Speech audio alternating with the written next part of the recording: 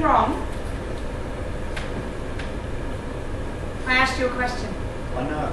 Well, what's the matter? You wouldn't understand. Don't worry about it. All right. First of all, you have but the most rudimentary knowledge of who I am. Me. So to assume I wouldn't understand is presumptuous, to say the least, and more than a little condescending. And secondly, I have to worry about it because I'm alone out here with you and a show is about to begin. So if there is a problem, I freely and openly admit to harbouring a desire to see it resolved as quickly as possible and how? Whatever. What? How dare you? Dare you, you, as thoughtfully transcribed literature, utter that mindless catch-all phrase that is the embodiment of total, unmitigated verbal and mental atrophy? My fault. I'm a victim of circumstance. What circumstance? What's your problem? Stop whinging and just out with it. I don't have. I lack motivation. That's it. Yes. So what's the big deal? I don't have it either. Most people don't. But we just have to force ourselves to go on. I can't. There's nothing there. I know it feels that way sometimes, but you just have to buck up and press on. It's all right for you, isn't it? What do you mean? Because you're fleshed out. No, I'm not. Compared to me, you are. You're multidimensional. I'm just a cipher, a convenient device thrown in by the writer to expand upon a certain point of view. But you're relevant. You have relevancy. You're integral to the story. Only in a narrative sense. I don't really belong. Don't be so self-pitying. I'm not, just being honest. Look. A major and completely unexpected plot point hinges on your sudden appearance in the proceedings. Without you, the play wouldn't be turned on its head at the end of Act 1, leaving the audience breathless and gasping in anticipation, on a good night at least. That's very kind of you. And I know you mean well, but I'm not so underwritten as to be painfully aware of the fact that I'm just a tool. And I can accept that. I can, but not happily. I think you're being a bit hard on yourself, don't I'm you? not being hard on myself. It's all I was given. Then make the most of it. Right, says you. It's all right for you. It's all downhill for you.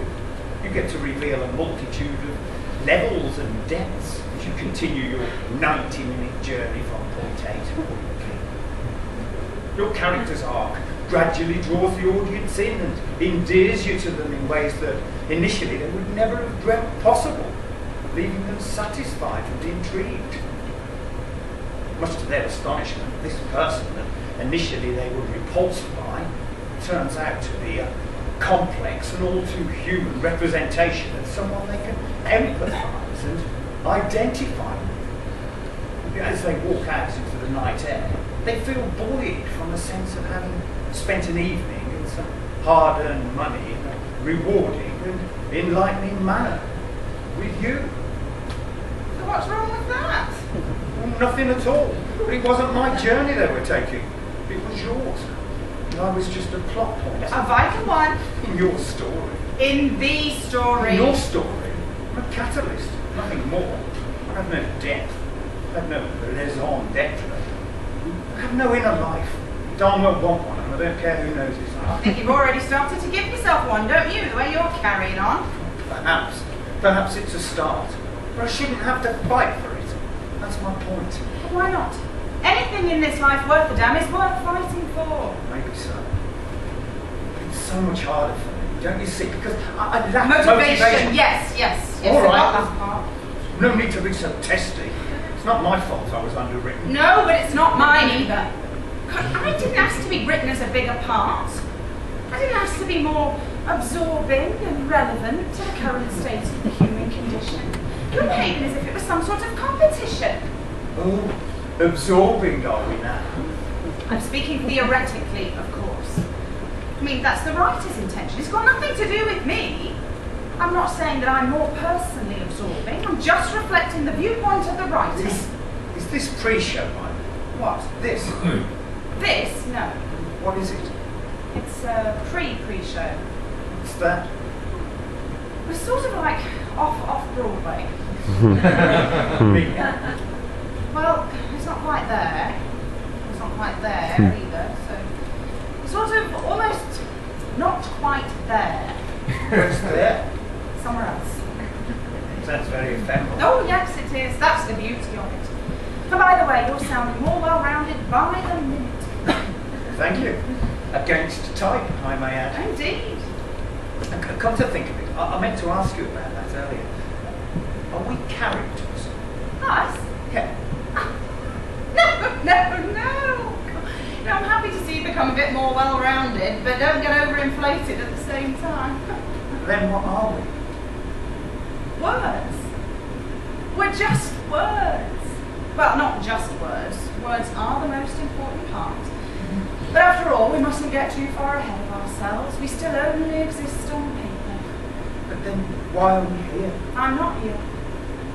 You're not? Of course not. Am I? No. I thought I was a character. Or at the very least, struggling to become one out of what little I am. No, there you go again. You have it all wrong, though. Then what am I? Ink on paper. That's all. That's all. You ingrate, don't you have the slightest conception of what that means? You are the conception, you fool. Without you, nothing happens. Without you, there is no play. Without you, there is no novel, no film, no poem, nor any of their bastard relations. You are the seed, the root of it all. Don't feel like it. Well, not you in yourself necessarily, but in what you represent. You are ink on paper. From quill to laserjet printer, you are and always will be the beginning. Others may mould and shape you according to their will, for better or worse, but you will always be the font. In every sense of the word, it's what you are. Gosh, I've never thought about it like that. All of a sudden I don't feel so sketched out and plot convenient. Thank you very much. I'm glad, but don't thank me, they weren't my words. So what's next? Pre-show, That is. when the others take over. Take over what? Us. Which in strict definition means. Well, strictly speaking, I wouldn't like to say. But which includes, though is by no means limited to, makeup, gargling, vocal exercises, diarrhea, frantic last-minute line readings, focus, pace, sense memory recall, and stumbling around in the dark trying to find your spot.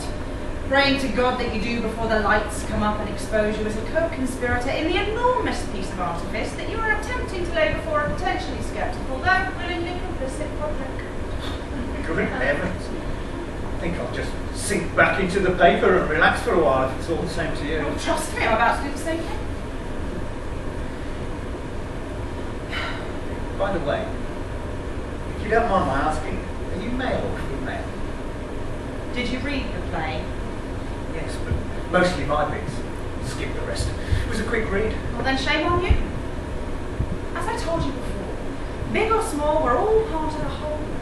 And our acknowledgement of that is the only way we can function properly, all working together. If you don't have the last of the piece, you'll never complete the puzzle. Sorry. Anyway, does it matter? What? My gender. Not to me. So why am I was wondering if you fancy going for a drink with me. Now? Only if you want to. I wasn't trying to. Like, no strings. I sort of like you, in a way. And anyway, Well, as a matter of fact, I would love to. I am quite literally dying for a drink. Let's leave the others to do what they will. Good, bad, or just plain incomprehensible. Perhaps afterwards I can show you a bit of my subtext I've been working on. Easy, Tiger. Let's not get carried away, one step at a time. Sorry, I wasn't trying to. Anyway, after you. No, I insist. Did you have someone in mind? No, do you? No. But I know a nice little place on 46th and 1st. Sounds like a good place to start. Planned end.